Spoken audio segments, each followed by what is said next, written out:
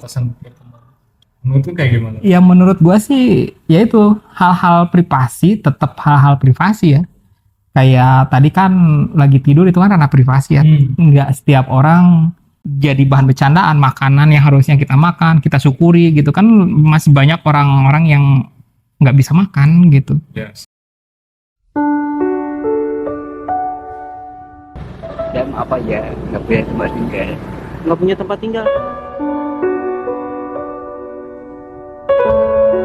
Lebih baik saya mati kelaparan daripada.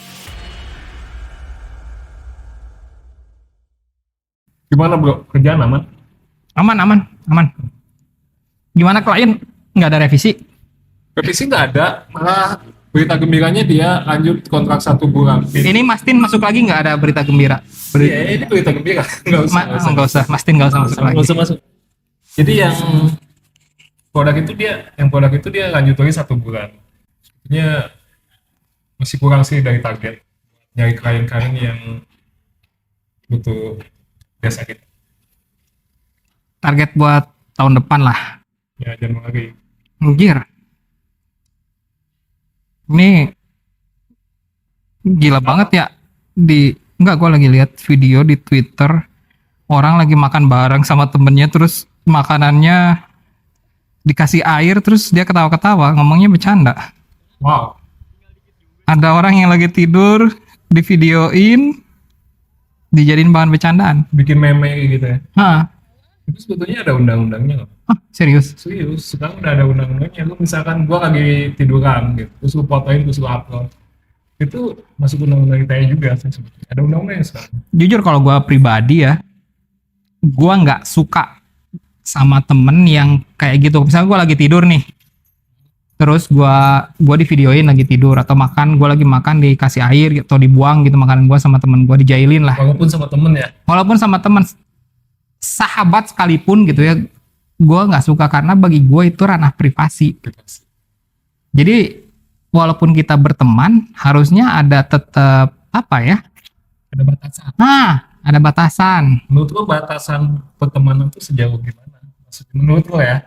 Karena nggak ada Nggak tertulis di buku kan? nggak ada batasan Tertulis. tetap gitu. Batasan pertemanan. Menurut lo kayak gimana? Ya menurut gua sih ya itu hal-hal privasi, tetap hal-hal privasi ya. Kayak tadi kan lagi tidur itu kan ranah privasi ya. Nggak setiap orang akan terima gitu ketika lu tidur dijadiin bahan bercandaan. Apalagi kan ada meme, ada di video, misalkan dia lagi tidur tiba-tiba diangkat, dinaikin ke motor. Itu bagi gua bukan jadi bahan bercandaan. Makanan yang harusnya kita makan, kita syukuri gitu kan, masih banyak orang-orang yang nggak bisa makan gitu. Yes. Dan apa ya, nggak punya tempat tinggal. Nggak punya tempat tinggal. Lebih baik saya mati kelaparan daripada saya menikah. Itu harusnya jadi bahan kita bersyukur, bukan jadi bahan bercandaan. Serius itu ramai di Twitter? Ramai di Twitter, ntar gue share.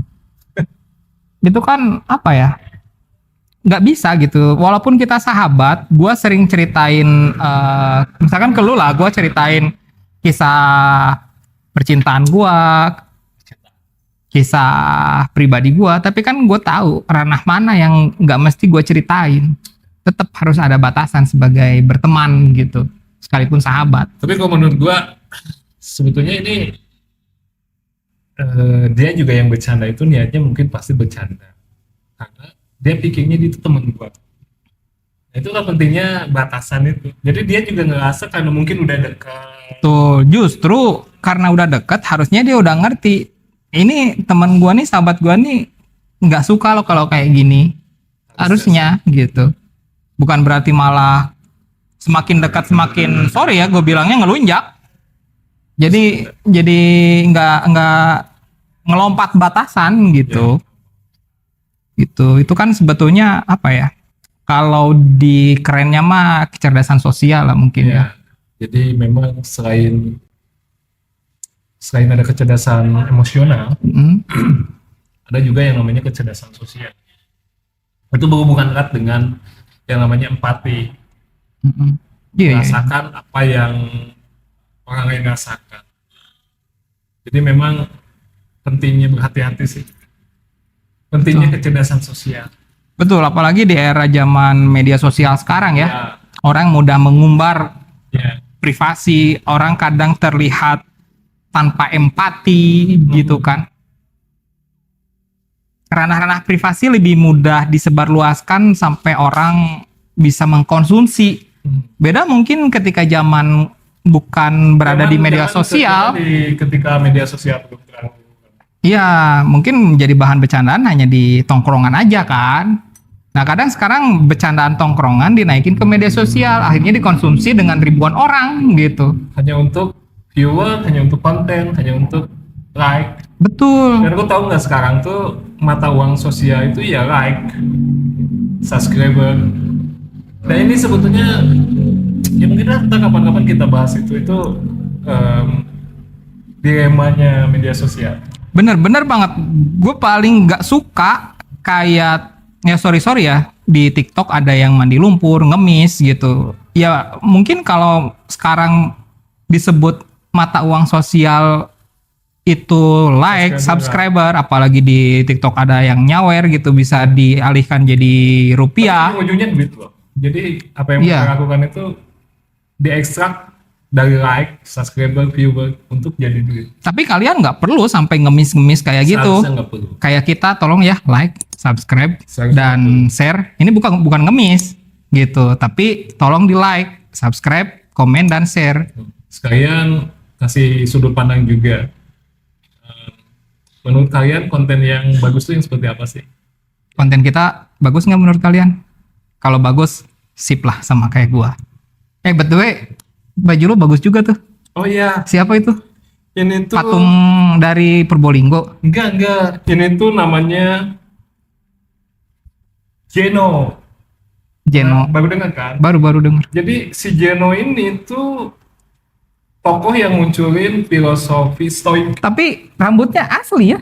Enggak. Oh, bukan. Oh, sampai sini. Kirain rambutnya asli. Buku yang viral kemarin filosofi Tera. Ah, ya tahu. Itu si Stoik. Itu si Ferry juga kan, si Ferry Irwandi.